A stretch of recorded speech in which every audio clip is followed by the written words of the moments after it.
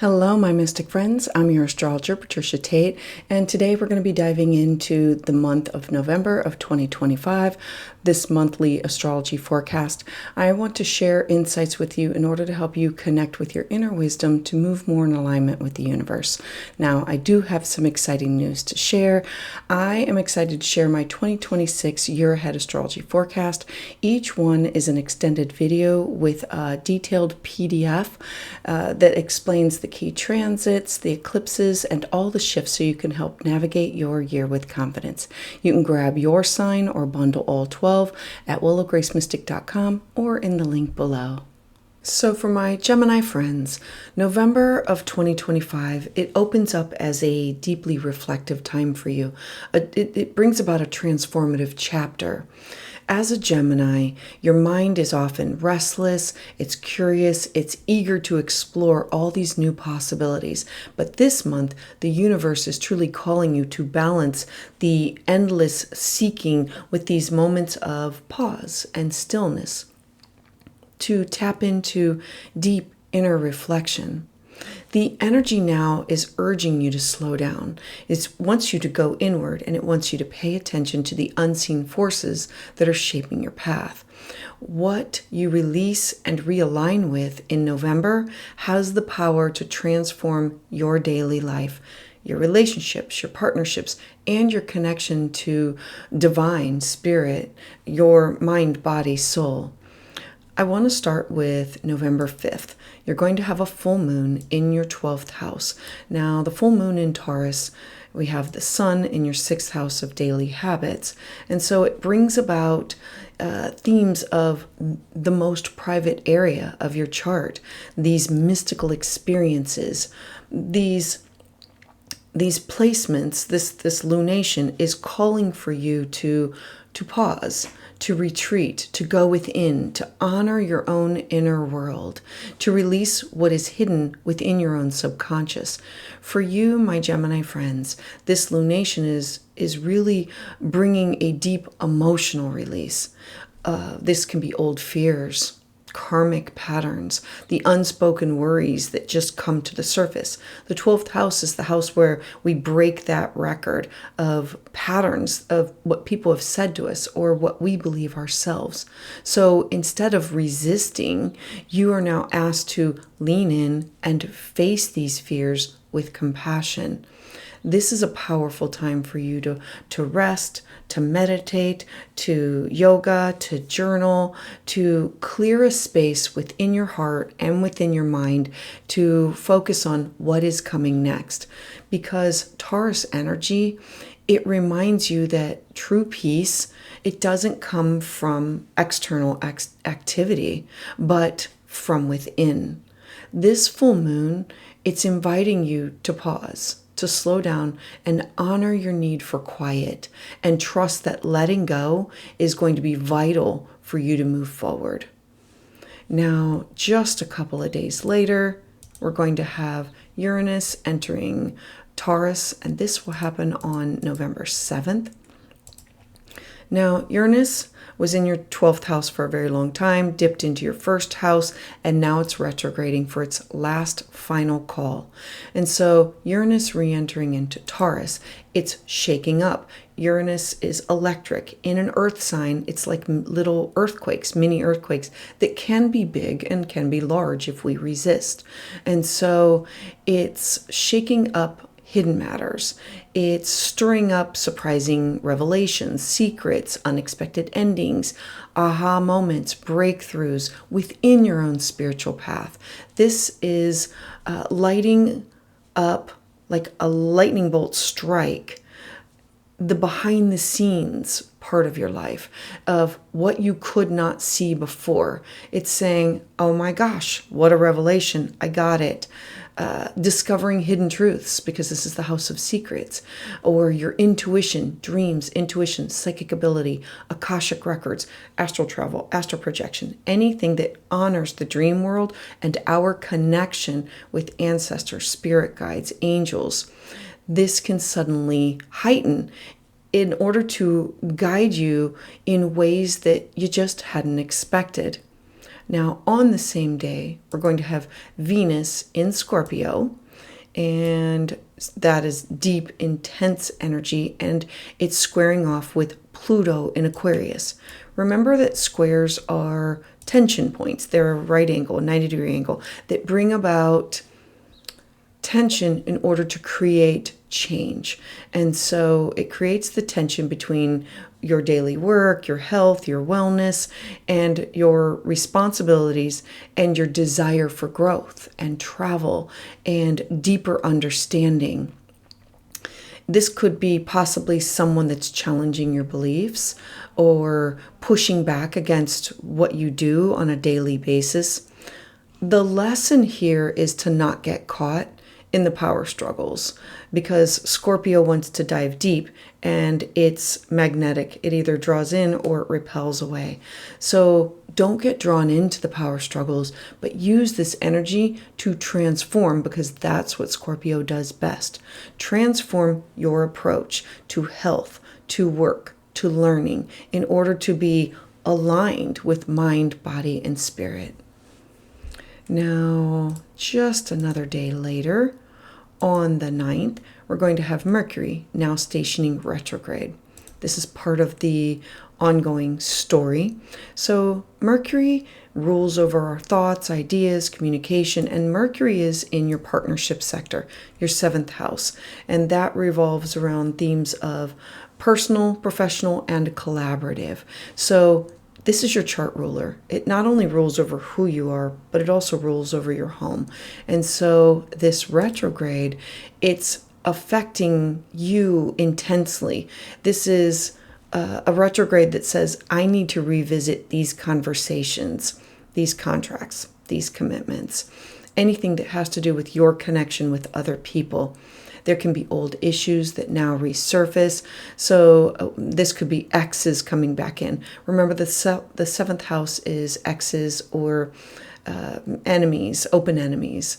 And so these people can reappear, or there can be miscommunication that within your current relationship that comes up in order for you to rework it.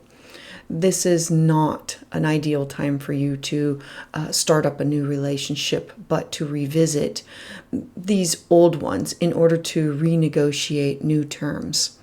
For you, my Gemini friends, this retrograde, it's truly offering you a chance to reflect on how you communicate within your relationships, within your partnerships.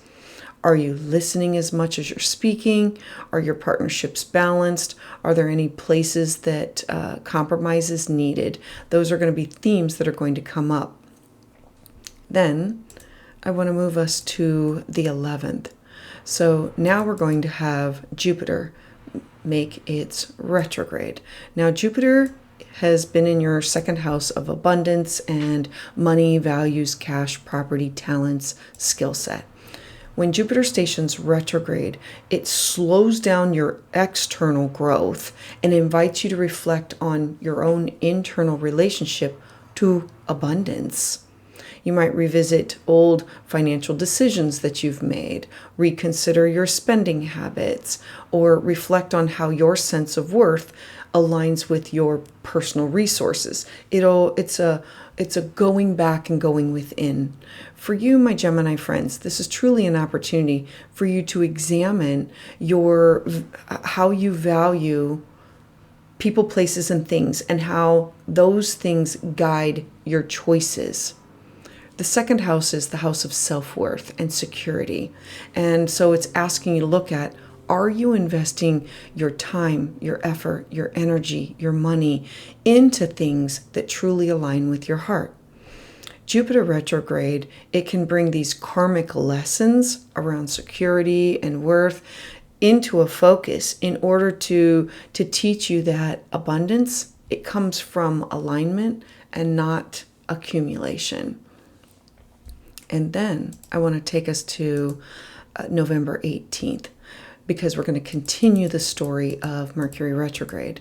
So on November 18th, we're now going to have Mercury, still retrograde, dipping now into your 6th house. The sixth house is your daily habits. It's your routines. It's how do I be of service to other people? It's how do I take care of myself? And also, how do I give back to others? And so when Mercury stations retrograde here, the focus shifts into the details of your daily life. There can be old projects or tasks or health habits that now resurface.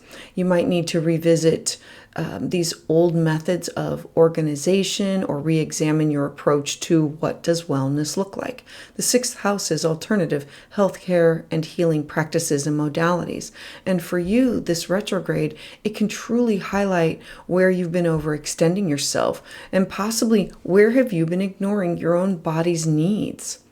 It asks you to slow down, to refine your routines, to take care of unfinished business or unfinished work. Think of this as like this cosmic reset button for your health and your productivity. Now, I also want to show you on the very next day, you're going to have this new moon. And this new moon will be conjunct or cazimi. It's merging its energy with Mercury that's going retrograde. And so this is where the powerful turning point now happens.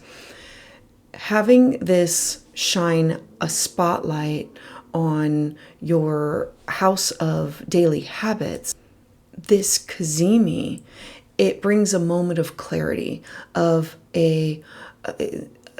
this moment of clarity, it comes within the heart of the retrograde cycle.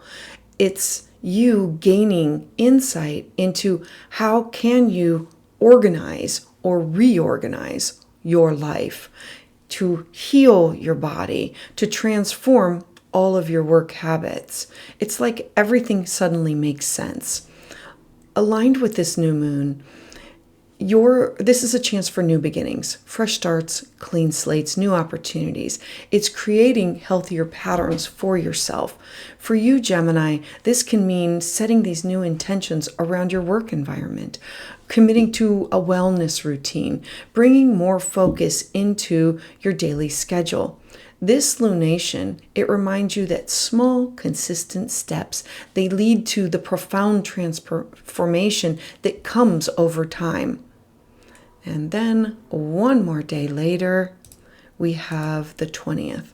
The 20th, Uranus is going to be in this harmonious aspect. It's going to be at 29 degrees, which is an anaretic degree, and it's going to be in a sextile with Neptune, also at 29 degrees.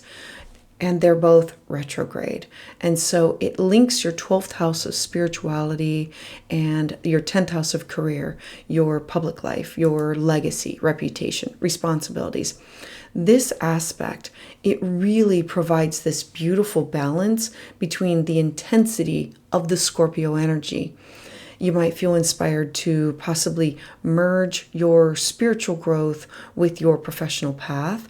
This could bring more compassion to your career, you saying, I need to look at my purpose to create, or healing my work, needing to align it better with my higher purpose. It's literally saying, this information that I'm gaining, I need to be in aligned with my mind, my body, my spirit, my soul, and my purpose of what I've come here to do. This supportive transit, it suggests that all of the changes that are happening behind the scenes, they can fuel these new dreams for your future. That's Neptune in Pisces.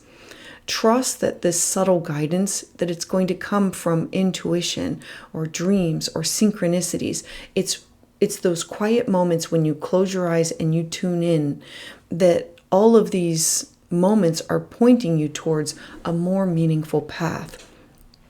Know that November for you, this is going to be a month of deep recalibration. It's going to ask you to balance your external busyness with internal reflection, to revisit your relationships and your routines, and to transform the way you show up in your everyday life. The full moon and Uranus in your 12th house, it's making this month one of heightened intuition and revealing these hidden revelations. It's a connection to something that's bigger than. Mercury retrograde is drawing your attention back to relationships, back to partnerships, work habits. And then when Jupiter stations retrograde, it's going to ask you to reevaluate your finances and your values.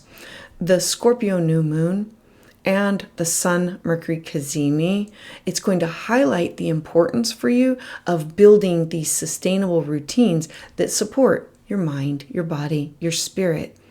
This is not about doing more for you, but this is about doing what matters most with clarity and purpose. So for my Gemini friends, thank you so much for being here. I'd love to hear your thoughts about this in the comments below.